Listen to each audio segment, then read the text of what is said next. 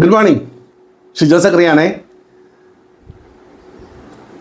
നമ്മൾ മുൻപ് പറഞ്ഞ പോലെ തന്നെ നമുക്ക് ഇന്നും നമ്മൾ സംസാരിക്കുന്ന ടോപ്പിക്കുകൾ എഞ്ചിനീയറിംഗ് ഡിവിഷനുമായി ബന്ധപ്പെട്ട കാര്യങ്ങളാണ്. രണ്ട് എഞ്ചിനീയറിംഗ് മേഖലയാണ് ഇന്ന് നമ്മൾ ഡിസ്കസ് ചെയ്യാം. ഒന്നാമത്തത് കെമിക്കൽ എഞ്ചിനീയറിംഗ് എന്ന് പറയുന്നതും, രണ്ടാമത് ഡിസ്കസ് ചെയ്യുന്നത് നോർമലി നമ്മുടെ നാട്ടിൽ വളരെ ധാരാളമായി സാധാരണമായി ട്രഡീഷണൽ ആയിട്ടുള്ള നമ്മുടെ ഒരു എഞ്ചിനീയറിംഗ് ഡിവിഷനാണ് ഇലക്ട്രിക്കൽ ആൻഡ് ഇലക്ട്രോണിക്സ് എഞ്ചിനീയറിംഗ്. ഈ രണ്ട് മേഖലകളിലും അനവധി സാധ്യതകൾ ഇന്ന് ലോകം മുഴുവനായിട്ടുണ്ട്. ആ സാധ്യതകൾ മനസ്സിലാക്കാനും അതിനനുസരിച്ച് മുന്നോട്ട് പോകാനും നമുക്ക് സാധിക്കുന്നതാണ് പ്രതീക്ഷ. പ്രിയപ്പെട്ട സുഹൃത്തുക്കളെ, നമുക്കറിയാം നമ്മൾ എല്ലാ ആഴ്ചയിലും നമ്മുടെ ചുണ്ടുവിലക പ്രോഗ്രാമുകൾ നന്നായി പോകുന്നുണ്ട്. അത്യാവശ്യം നല്ല റെസ്പോൺസ് നമുക്ക് കിട്ടുന്നുണ്ട്. നിങ്ങൾ ചെയ്യേണ്ട ഒരു കാര്യം, നിങ്ങൾക്കിത് ഒരു പക്ഷേ ഇപ്പോൾ എഞ്ചിനീയറിംഗ് ഒക്കെ താല്പര്യമില്ലാത്തവരാണെങ്കിൽ ഇത് കേൾക്കാൻ വേണ്ടി താല്പര്യം കാണുകയില്ല. പക്ഷെ എങ്കിലും അങ്ങനെയുള്ള ആൾക്കാരിലേക്ക് ഇതൊന്ന് എത്തിക്കാനായിട്ട് നോക്കണം.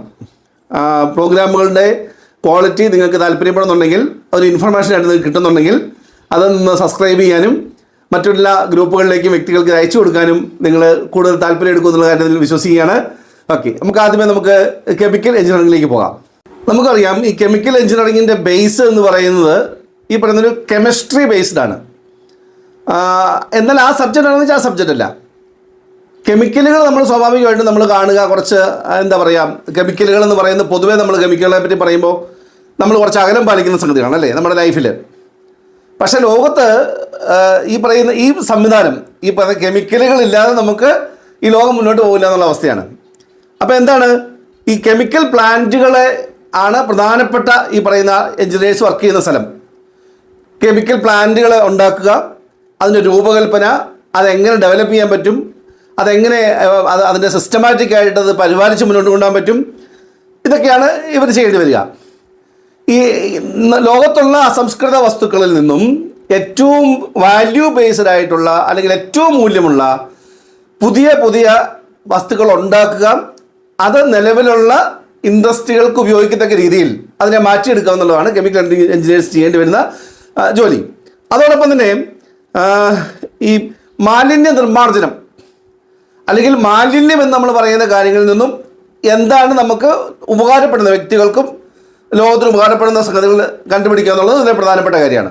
ഈ പറഞ്ഞ മാലിന്യങ്ങളിലെ രാസവസ്തുക്കൾ ഒഴിവാക്കുക എന്നുള്ളതും ഈ മേഖലയിലുള്ള ആൾക്കാരുടെ റിസർച്ചിൻ്റെ ഭാഗമായിട്ട് സംഭവിക്കുന്ന കാര്യങ്ങളാണ്.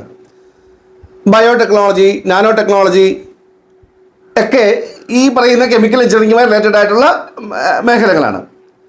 അതുപോലെ തന്നെ നമ്മുടെ മിനറൽസ് ആൻഡ് മെറ്റൽസ് ഒക്കെ ഇല്ലേ, അതിനകത്ത് പറഞ്ഞ ധാതു സംസ്കരണം മേഖലകൾ, അങ്ങനെ നിരവധി വൈവിധ്യമായ മേഖലകളിൽ ജോലി സാധ്യതയുള്ളൊരു കോഴ്സാണ് ഈ പറയുന്ന 4 വർഷത്തെ കെമിക്കൽ എഞ്ചിനീയറിംഗ് എന്ന് പറഞ്ഞ കോഴ്സ്. BTech BE കോഴ്സുകളാണ് അവൈലബിൾ ആയിട്ടുള്ളത്. ഒരുപാട് യൂണിവേഴ്സിറ്റികളിൽ ഈ കോഴ്സുണ്ട്. ഏറ്റവും ടോപ്പ് എന്ന് പറയുന്നത് നേരത്തെ നമ്മൾ പറഞ്ഞ പോലെ IIT പോലുള്ള സ്ഥാപനങ്ങളാണ് ഏറ്റവും ടോപ്പായിട്ടുണ്ട്. എലിജിബിലിറ്റി +2 പാസ്സായിരിക്കണം, ഒരു 60% മുകളിൽ മാർക്ക് ഉണ്ടായിരിക്കണം. നമ്മൾ ഈ പറയുന്ന ജോയിൻറ്റ് എൻട്രൻസ് എക്സാമിനേഷൻ എഴുതി പോകുന്നതാണ് നല്ലതെന്ന് നിങ്ങൾ വിചാരിക്കുക. ഈ പറയുന്ന പെട്രോകെമിക്കൽ പ്ലാന്റുകൾ, ഫാർമസ്യൂട്ടിക്കൽ കമ്പനികൾ, സിന്തറ്റിക് കമ്പനികൾ, ഇങ്ങനെയൊക്കെയുള്ള അവിടെയൊക്കെ ഈ പറയുന്ന കെമിക്കൽ സാങ്കേതിക വിദ്യയുടെ ഉപയോഗം വളരെ പ്രധാനപ്പെട്ടതാണ്. അപ്പോൾ അവിടെയൊക്കെ നമുക്ക് ധാരാളം ജോലി സാധ്യതകളൊക്കെ ഉള്ള മേഖലകളൊക്കെയാണ്. അപ്പം നിലവിലുള്ള പ്ലാന്റുകളെ നവീകരിക്കുക, പുതിയ പ്ലാന്റുകൾ സൃഷ്ടിക്കുക, പുതിയ പ്രൊഡക്ഷന് വേണ്ടിയുള്ള കാര്യങ്ങളിലേക്ക് വരിക, നിലവിൽ മനുഷ്യർക്ക് ഹാനികരമായിട്ടുള്ള കാര്യങ്ങളെ മാറ്റി ഏറ്റവും അപായം കുറഞ്ഞ അല്ലെങ്കിൽ ഏറ്റവും ഡേഞ്ചർ ഇല്ലാത്ത അവസ്ഥയിലേക്ക് ലോകത്തെ കാര്യങ്ങളിലേക്ക് കൊണ്ടുവരാൻ സാധിക്കുക. ഇതൊക്കെ ഈ പറയുന്ന കെമിക്കൽ എഞ്ചിനീയേഴ്സ് ചെയ്യേണ്ട കാര്യങ്ങളാണ്. ഏകദേശം ഒരു ധാരണ കിട്ടിക്കാണും എന്ന് പ്രതീക്ഷിക്കുകയാണ്. രണ്ടാമത്തെ നമ്മൾ ഇന്ന് ഡിസ്കസ് ചെയ്യുന്ന മേഖല എന്ന് പറയുന്നത് ഇലക്ട്രിക്കൽ ആൻഡ് ഇലക്ട്രോണിക്സ് എഞ്ചിനീയറിംഗ് ആണ്. നമുക്കറിയാം, നേരത്തെ നമ്മൾ പറഞ്ഞ പോലെ തന്നെ വളരെ ട്രഡീഷണൽ ആയിട്ടൊരു കോഴ്സാണ്. എനിക്ക് തോന്നുന്നു ഈ എഞ്ചിനീയറിംഗ് മേഖലകളിൽ എക്കാലത്തും ഒരേ രീതിയിൽ ഗ്രോത്ത് കാണിക്കുന്ന ഒരു മേഖലയായിട്ട് നമുക്ക് ഈ ഇലക്ട്രിക്കൽ ഇലക്ട്രോണിക്സ് മേഖലയെ കാണാനായിട്ട് സാധിക്കും. ഒരുപാട് ആൾക്കാർ മുൻപ് ഈ കോഴ്സുകൾ പഠിച്ചിട്ടുണ്ട്. നേരത്തെ നമ്മുടെ ബുദ്ധിമുട്ട് എന്താണെന്ന് ചോദിച്ചാൽ ഈ കോഴ്സുകൾക്ക് സീറ്റ് അവൈലബിലിറ്റി വളരെ കുറവായിരുന്നു. പക്ഷേ കഴിഞ്ഞൊരു 10 വർഷം 15 വർഷം കൊണ്ട് ഈ മേഖലയിൽ ഈ പറയുന്ന ഈ സ്ട്രീമിൽ പഠിക്കാൻ വേണ്ടി അല്ലെങ്കിൽ ഈ സ്പെഷ്യലൈസേഷൻ പഠിക്കാൻ വേണ്ടിയുള്ള സീറ്റുകൾ ഇന്ത്യ ഒട്ടാകെ ധാരാളമായി വന്നിട്ടുണ്ട്. ഇന്ത്യക്ക് വെളിയിലും പഠന സാധ്യതകൾ വന്നിട്ടുണ്ട്. ഇന്ത്യക്കകത്തും പുറത്തുമൊക്കെ ജോലി ചെയ്യാനുള്ള സാധ്യത ധാരാളമായിട്ടുള്ള മേഖലയാണ്. എഞ്ചിനീയറിംഗ് മേഖലകളിലെ ട്രഡീഷണൽ എഞ്ചിനീയറിംഗിലെ ഏറ്റവും ടോപ്പായിട്ട് തന്നെ ഇപ്പോൾ പോകുന്ന ഒരു മേഖലയായിട്ട് നമുക്കിതിനെ കാണാനായിട്ട് സാധിക്കും. ഇതിൻ്റെ ഒരു ഇത് എന്തുമാത്രം വൈഡാന്നുള്ള കാര്യം നിങ്ങൾക്കൊന്ന് ചിന്തിച്ചാൽ മനസ്സിലാവും. നമുക്ക് നമ്മൾ സാധാരണ ഉപയോഗിക്കുന്ന ജനറേറ്റർ അല്ലെ, വളരെ കോമൺ ആണ്. വീടുകളിലും സ്ഥാപനങ്ങളിലൊക്കെ നമ്മളിപ്പോൾ ജനറേറ്റർ ഉപയോഗിക്കാറുണ്ടല്ലോ. ഇതേപോലെയാണ് അതിൻ്റെ ബാറ്ററി എന്താണ് ഈ ഗ്ലോബൽ പൊസിഷനിങ് സിസ്റ്റം എന്ന് പറയല്ലേ.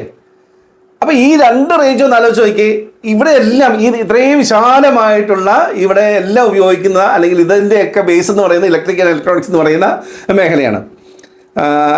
ഇലക്ട്രോണിക്സ് ഉപകരണങ്ങൾ, ഇലക്ട്രിക്കൽ ഉപകരണങ്ങൾ, ഇതിൻ്റെയൊക്കെ ഡെവലപ്മെൻറ്റ്സ്, അതിൻ്റെയൊക്കെ രൂപമാറ്റം വരുത്തുക, ഏറ്റവും സിംപ്ലിഫൈഡ് ആയിട്ട് ഉപയോഗിക്കാനായിട്ട് സാധിക്കുക, കൂടുതൽ ആവശ്യങ്ങൾക്ക് വേണ്ടി ഇങ്ങനെയുള്ള എക്യുപ്മെൻറ്റ്സ് ഉണ്ടാക്കിയെടുക്കുക, അതിൻ്റെ റിസർച്ച്, അതിൻ്റെ നിർമ്മാണം, ഇതിൻ്റെ എന്താ പറയുന്നത് മെയിൻ്റനൻസ്, ഇതുമായെല്ലാം ബന്ധപ്പെട്ട കാര്യങ്ങൾ ചെയ്യുന്ന ഒരു മേഖലയാണ് ഈ പറയുന്ന ഇലക്ട്രിക്കൽ ഇലക്ട്രോണിക്സ് എഞ്ചിനീയറിംഗ്.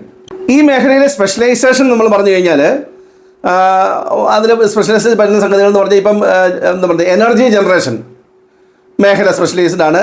അതിൻ്റെ ട്രാൻസ്മിഷൻ, അതോടൊപ്പം തന്നെ അതിൻ്റെ എന്താ പറയുക വിതരണം സംവിധാനങ്ങൾ മെച്ചപ്പെടുത്തുക, ഇതൊക്കെ ഇതിലെ ഏറ്റവും ടോപ്പായിട്ടുള്ള സ്പെഷ്യലൈസേഷന് വരുന്ന കാര്യങ്ങളാണ്.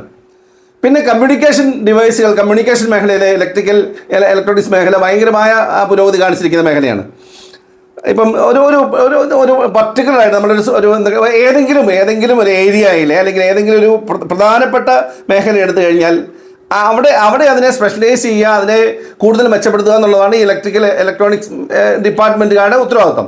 ഇപ്പോൾ ഉദാഹരണം നമുക്ക് പറഞ്ഞു കഴിഞ്ഞാൽ ഇപ്പം നമുക്കറിയാം ഇൻഡസ്ട്രിയൽ മേഖലയിൽ ഈ റോബോട്ടിക് ഇൻഡസ്ട്രിയൽ എന്ന് പറഞ്ഞ സംവിധാനം വരുന്നുണ്ടല്ലോ. എന്ന് പറഞ്ഞാൽ മനുഷ്യൻ്റെ ആവശ്യകത കുറച്ചുകൊണ്ട് യന്ത്ര സഹായത്തിൽ റോബോട്ടിക് ഉപയോഗിച്ച് അല്ലെങ്കിൽ അങ്ങനെ ഒരു ഇൻഡസ്ട്രിയൽ ഡെവലപ്മെൻറ്റ് അല്ലെങ്കിൽ മാനേജ്മെൻറ്റ് എന്ന് പറയുന്ന ഒരു മേഖലയിലൊക്കെ നോക്കിയാൽ ഇതൊരു ഞാൻ പറഞ്ഞൊരു സ്പെഷ്യലൈസ്ഡ് മേഖലയിൽ സ്പെഷ്യലൈസേഷൻ ആയിട്ട് കാണാനായിട്ട് സാധിക്കും. ഏവിയേഷൻ ഇലക്ട്രോണിക്സ് മറ്റൊരു മേഖലയാണ്. ധാരാളം മാറ്റങ്ങൾ വന്നുകൊണ്ടിരിക്കുന്ന ഒരു മേഖലയാണ് ഏവിയേഷൻ ഇലക്ട്രോണിക്സ്. ഇങ്ങനെ നോക്കിക്കഴിഞ്ഞാൽ നമുക്ക് അസാധ്യമായിട്ടുള്ള സാധ്യതയാണ് നമുക്കിതിനകത്ത് വരാനുള്ളത്. എല്ലാ തരത്തിലുള്ള കമ്മ്യൂണിക്കേഷനും ഇൻക്ലൂഡിങ് റഡാർ ഉൾപ്പെടെയുള്ള കമ്മ്യൂണിക്കേഷൻ സിസ്റ്റംസ്, ഫൈബർ ഒപ്റ്റിക്കൽ സംവിധാനങ്ങൾ, ഇങ്ങനെയുള്ള കാര്യങ്ങളൊക്കെ ഇങ്ങനെയുള്ള കാര്യങ്ങളെല്ലാം ഈ ഇലക്ട്രിക്കൽ ഇലക്ട്രോണിക്സ് എഞ്ചിനീയർമാരുടെ ബേസാണ്. അതിൽ തന്നെ സ്പെഷ്യലൈസ് ചെയ്യാനുള്ള സാധ്യതകളുണ്ട്. M.Tech കോഴ്സിലേക്ക് പോകാനുള്ള സാധ്യതകളുണ്ട്. B.Tech കോഴ്സാണ് ബേസ് കോഴ്സ്. നേരത്തെ എല്ലാ എഞ്ചിനീയറിംഗ് കോഴ്സിൻ്റെയും പറഞ്ഞ പോലെ തന്നെ B.Tech കോഴ്സുകളാണ്. 4 വർഷത്തെ കോഴ്സുകൾ മാത്രം ജോയിൻ ചെയ്യാൻ ശ്രമിക്കുക. ഏറ്റവും നല്ല സ്ഥാപനങ്ങൾ ജോയിൻ ചെയ്യാൻ ശ്രമിക്കുക. ലോകത്ത് എവിടെയാണെങ്കിലും വർക്ക് ചെയ്യാനുള്ള മനസ്സുണ്ടായിരിക്കുക. ഹൈലി റിസർച്ച് മെൻറ്റാലിറ്റിയോട് പോകാൻ സാധ്യമാണെങ്കിൽ അതോടൊപ്പം കുറച്ച് മാനേജറിയൽ സ്കില്ലോടെ നമുക്കുണ്ടെങ്കിൽ ഈ മേഖല ഒരാളെ സംബന്ധിച്ചിടത്തോളം അവൻ മനസ്സിൽ കണ്ടതിനേക്കാളും വലിയ ലക്ഷ്യങ്ങളിലേക്ക് എത്തിക്കാൻ, അവൻ്റെ ലൈഫിനെ എത്തിക്കാൻ സാധിക്കും എന്നുള്ള കാര്യത്തിൽ സംശയമൊന്നും വേണ്ട. അപ്പം വീണ്ടും അടുത്ത ആഴ്ച നമുക്ക് കാണാൻ സാധിക്കും. എല്ലാവരുടെ ആശംസകളും നന്മകളും. Thank you very much.